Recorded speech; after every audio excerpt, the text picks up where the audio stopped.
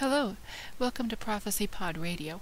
Today I am continuing my series on apologetics and how we got our Bible, but I'm taking a slight detour to discuss the inerrancy of the Bible.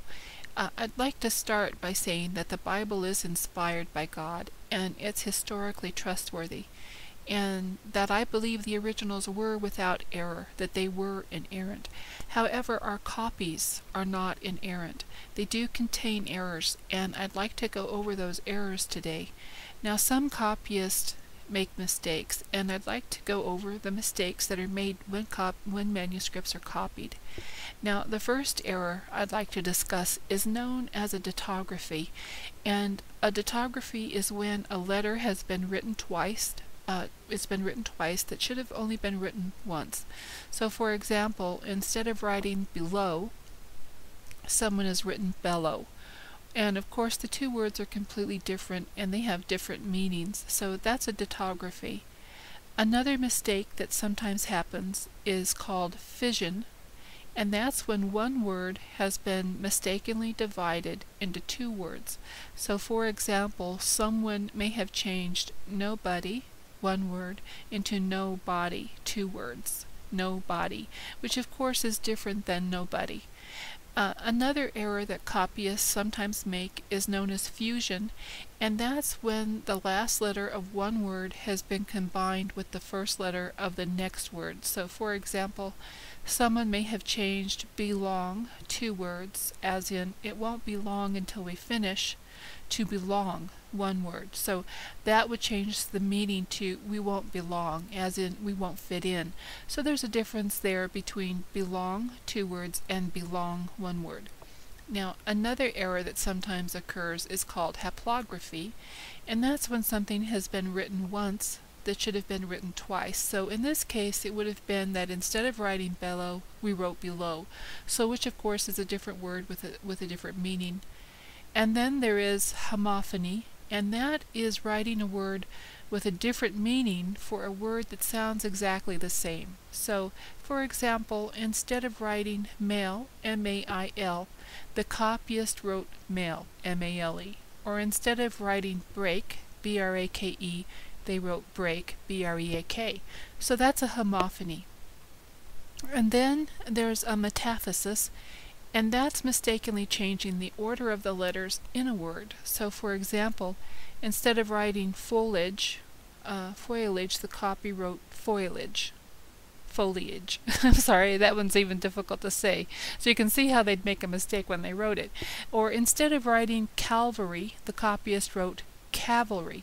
So as you can see, those are the kinds of errors that copyists do make when they are copying manuscripts. So those are just some of the errors that will crop up, but the important thing is that even though we may not have manuscripts that are 100% accurate copies of the originals, which I believe were inerrant, we have something very close to that, and our copies are at least 95% textually pure and probably closer to 98% textually pure. But the important thing is that there are no errors that are going to change any doctrine. So even if there are errors, small errors like that, they're not the kinds of errors that are going to change our doctrines, and they're not the kinds of errors that are going to call into question the things that we believe, our core beliefs as Christians. So that's very important to know. And we can come to that number of 95% textually pure or 98% textually pure because we have so many manuscripts. We have over 25,000 manuscript pieces to help us reconstruct the originals of the New Testament documents. And that's how we can get so close to what our originals said. And much of this evidence is very early on. But when we look at other manuscripts of antiquity, we see that their numbers just don't compare, and their copies were made long after the originals were written, yet no one wants to call those manuscripts into question. Now, our New Testament originals were written around 50 to 90 AD, so these were written shortly after the events, and they were written while eyewitnesses were still living. If the authors of the New Testament were writing things that didn't happen, the eyewitnesses would have corrected them.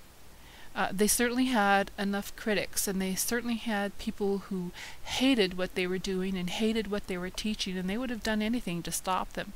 But they weren't able to, because they were telling the truth, and they knew that what they were saying was what had happened.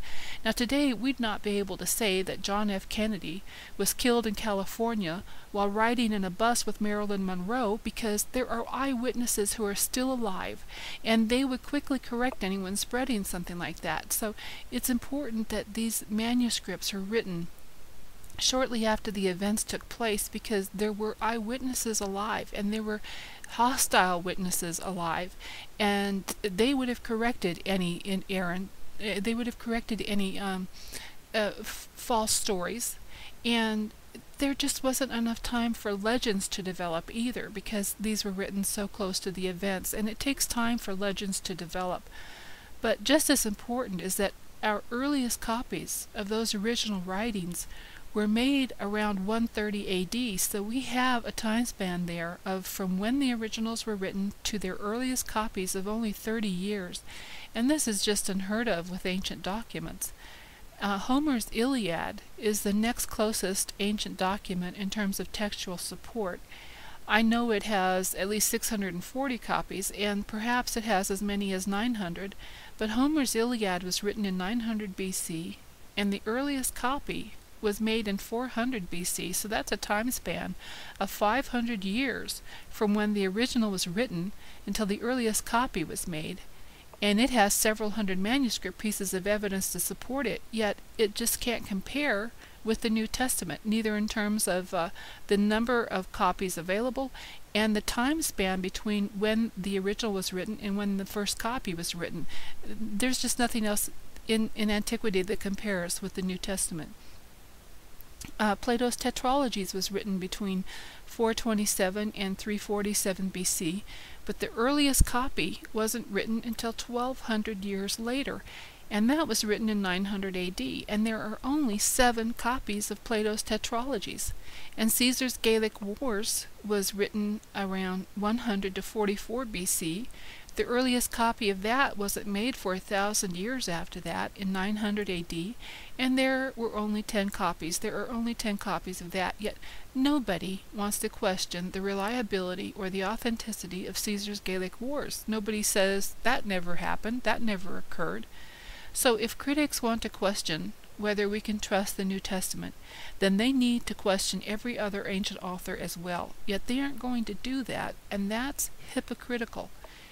And you also need to know that these people have an agenda. There is an agenda at work here, and it's important to realize that. These critics hate the Bible, and they want to discredit it. They want to make names for themselves, and they certainly want to sell their books. Yet the Bible is going to survive long after the critics' books have fallen out of print and the critics themselves have gone the way of all mankind. The Bible has survived attempt after attempt to destroy it. It has outsold every other book that has ever been written, and it will survive these attacks as well, and it will certainly continue to outsell the books of its critics. Now, Matthew 24:35 says, "Heaven and earth will pass away, but my words will never pass away." Psalm 102:26 says, "They will perish, but you remain. They will all wear out like a garment. Like clothing, you will change them, and they will be discarded." Psalm 119:89 says, "Your word, O Lord, is eternal. It stands firm in the heavens." And Isaiah 55:11 says, "So is my word that goes out from my mouth.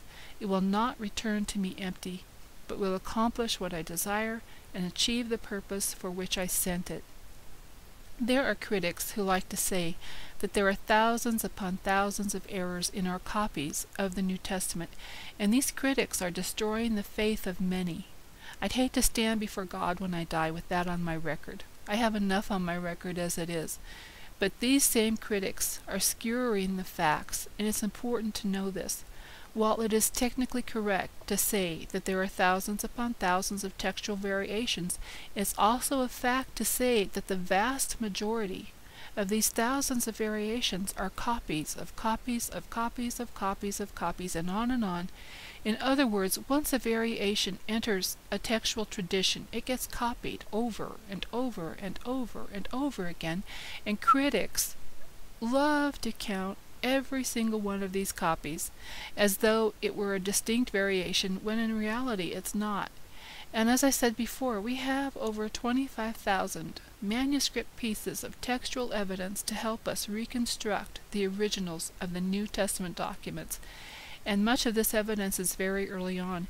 And because we have so many manuscripts, that's why we can get to within 95 to 98% textual purity, and know that we are 95 to 98% what our New Testaments come within 95 to 98% accuracy of what the originals were. We know what the originals were because we have so many manuscripts that allow us to get back to the originals. The New Testament is by far and away the best attested work in history, and you need to know that. You can trust your Bible.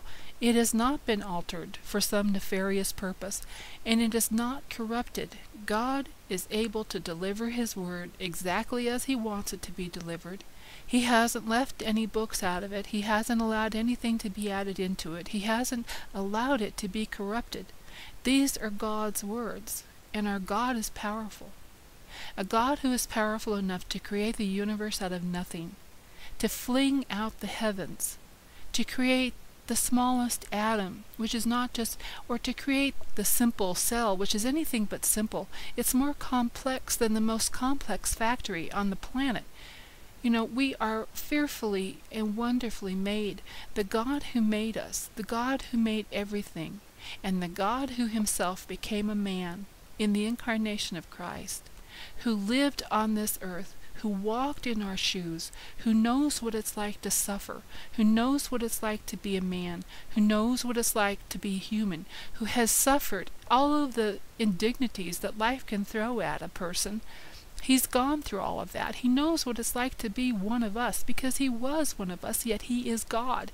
God became a man. He came down from the mountain. He came down to us. He walked with us. You know, Jesus was God wearing sandals, and He walked with us. He talked with us. He left us His Word, and He died for us. The wage for sin is death. But Christ paid that wage on the cross, and we need to accept Him, because the only way to God is through Christ. So I pray that you will take the Bible seriously, and that you will read the Bible, and that you will study the Bible, because this is life, and you need to know what it says, and we can trust the Bible, for God is able to protect and to preserve His Word, and these are His words, and I pray that you won't let the critics destroy your faith. Now that's all that I have time for today, and I'd like to thank you for listening to Prophecy Pod Radio, and I hope you will join me next time.